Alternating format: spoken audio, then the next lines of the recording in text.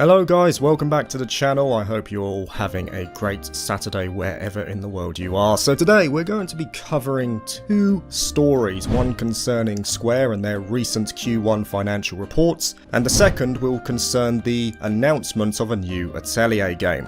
So first of all, let's go over Square's Q1 financial report, which ran from April the 1st to the 30th of June. Now, the most notable point on this report was that the profit of Square during this period had dropped from 14.4 billion to 3.0 billion yen compared to the same period last year. Now, with markets being as reactionary as they are, this resulted in a 15% share price drop on the same day, as shareholders and investors lost confidence in the future of the company and also in the longevity of Final Fantasy as a franchise. Now, once again, the seemingly poor showing was attributed to the commercial performance of Final Fantasy XVI, with some now calling it a straight-up flop. Now, this conclusion was mostly extrapolated from a report by Bloomberg written by Takashi Mochizuki, who himself was quoting David Gibson, who attended the event. I want you to just remember those names for later on. Now, the thing is that the Square Enix president Takashi Kiryu admitted that Final Fantasy XVI did not meet expectation, but there's a key phrase he used when addressing that.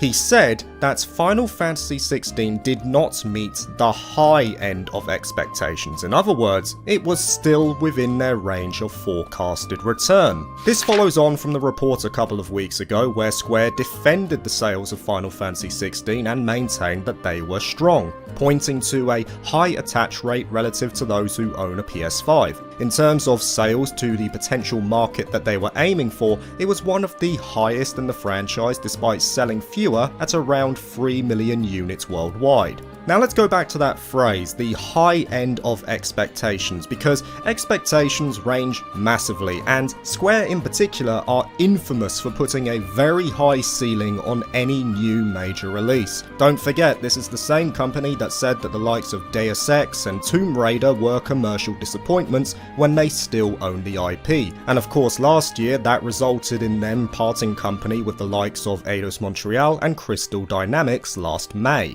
In fact, if we actually look at other articles like this one from TechRaptor, you'll see that sales actually grew during this period by around 14%. And it is worth noting that Square remain optimistic for the full fiscal year, stating that they expect operating profit to hit around 55 billion yen by the close of the year, which is up from the 45 billion of the previous year. And it's also suggested that they expected this profit drop in their previous reports. It is worth noting as well that despite the profit dropping quite substantially, the company is still in the black. They're not actually making any sort of loss, so that is also worth bearing in mind. Now, there are two main questions that need to be answered here in light of these reports. Initially, why was operating profit hit so hard? Now, I'm not trying to be condescending, but I realise not everyone will know this term, so for the sake of clarity, operating profit is basically your income after costs. In other words, Square's costs were much higher in this period, thus eating into their returns. So what caused this? According to David Gibson, who was part of the analyst debriefing, Square had consciously amortized the full development cost of Final Fantasy XVI to the first quarter. What this means is that any income they earned was completely offset by the full development cost of their AAA release, which of course only grows over the years. But what this also means is that any future sales in subsequent periods will be complete profit, which you would think will only grow further if the game comes to PC as many expect.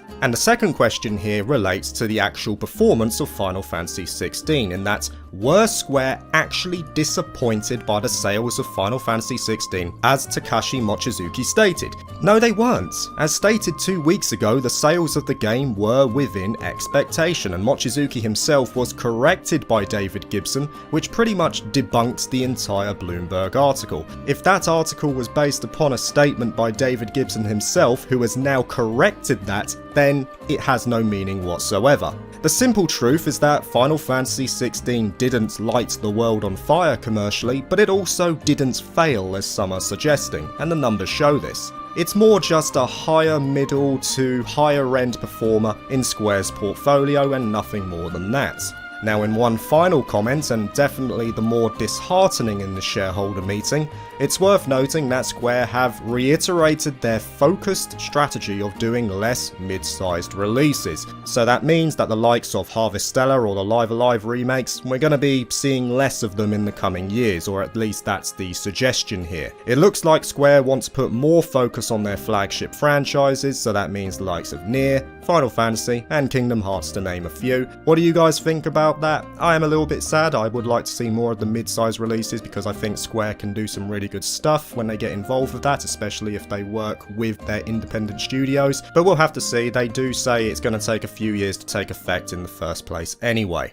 Now let's move on to our second story, which concerns Atelier and a recently announced new title that came via a live stream on the 8th of August. Now, as was expected, the game was announced during this event and it was called Atelier Resriana. I think it's a bit of a tongue twister. Atelier Resriana, Forgotten Alchemy and the Liberator of the Polar Night. Now, when this announcement was made, I was at work, so I only saw the articles that popped up and the platforms it was coming to. I saw PC and I saw mobile, and that made me think, okay, it's a spin-off title. Gust can't keep up their 1 year turnaround time, so they're getting more time to work on the next mainline entry, and I didn't think much else about it till I got home. Then when I returned, I watched the trailer and saw a very worrying sign immediately as it started.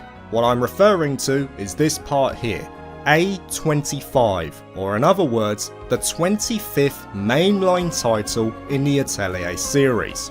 Koei Tecmo and Gust are advertising this as a mainline entry similar to the likes of Atelier Sophie 2 and Atelier Riser. Now what's the issue with that? It's just an Atelier game coming to PC and mobile, right? It'll have similar gameplay elements regardless. Well, the first cautionary sign is if you look at who is in partnership with Gust for this release, you'll notice the name of Akatsuki Games, who are known for mobile gacha-based titles. Now to be fair, we don't know for sure that this is going to be gacha-based as we haven't seen gameplay, but there's plenty to suggest that this will be the case. Looking at the screenshots, you can see what looks to be currency on the top bar, a mission finder on the bottom right, and the game is going to be free to play. It pretty much tells you everything you need to know.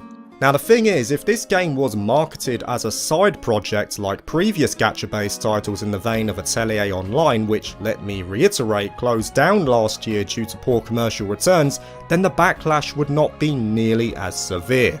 But the fact that it is being touted as a mainline entry, and there's thus the potential of sequels with gacha-based mechanics, that is a very slippery slope and a worrying one at that. If you need a visualization of the backlash, you just need to look at the ratio from that livestream. 1.6k likes to 5.5k dislikes as of the time of recording.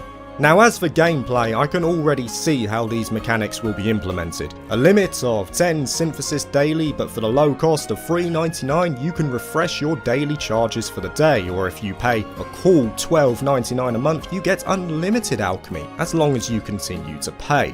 Or the currency is going to be integral to the alchemy loop, and thus to utilise the deeper mechanics you're going to need to put in copious amounts of said currency to do so, which once again you will be able to buy via the in-game store. And that's not even considering the effect on gathering and exploring. I think there were gathering moments in the trailer, but I don't remember seeing any movement around field maps, so who knows what's happening there. It is an alarming sight, especially considering that if you take away the gacha elements, it looks good, in terms of Atelier games at least. I'd wager that graphically, this looks slightly better than Atelier Riser 3, as crazy as that sounds, but it's all going to a gacha.